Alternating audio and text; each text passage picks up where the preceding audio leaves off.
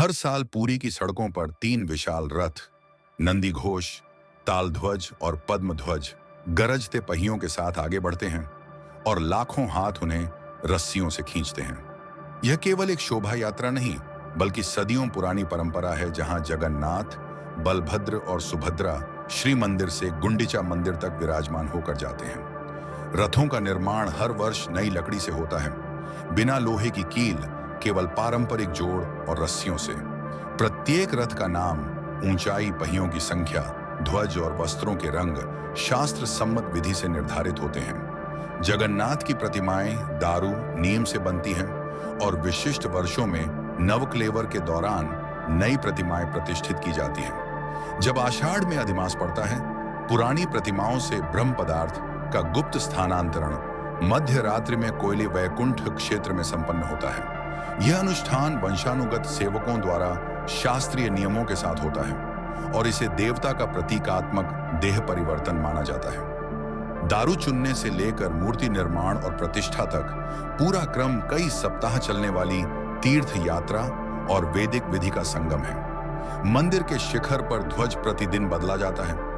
214 feet ऊंचाई पर यह वीरतापूर्ण सेवा पीढ़ियों से चली आ रही है। जनश्रुति कहती है कि ध्वज हवा के विपरीत दिशा में लहराता दिखता है। आर्किटेक्चर, वायु प्रवाह की व्याख्याएं भी चर्चा में रहती हैं। शिखर का सुदर्शन चक्र किसी भी कोण से समान मुख वाला प्रतीत होता है, जो शिल्प और दृष्टि विन्यास की विलक्षणता दर्शाता है। यह प्रतीक भक्तों के लिए दिव्य उपस्थिति और संरक्षण का निरंतर संकेत माना जाता है। श्री मंदिर की रसोई विश्व की सबसे बड़ी आध्यात्मिक रसोइयों में मानी जाती है, जहां महाप्रसाद मिट्टी के 5 से 7 पात्र एक दूसरे के ऊपर रखकर पकाया जाता है। यात्रा वृत्तों में ऊपर वाले पात्र का पहले पकना चर्चित है। परंपरा और आस्था के संगम ने इसे लोक श्रुति का अद्भुत प्रसंग बना दिया है। रथ यात्रा का शिल्प भी चमत्कारी है।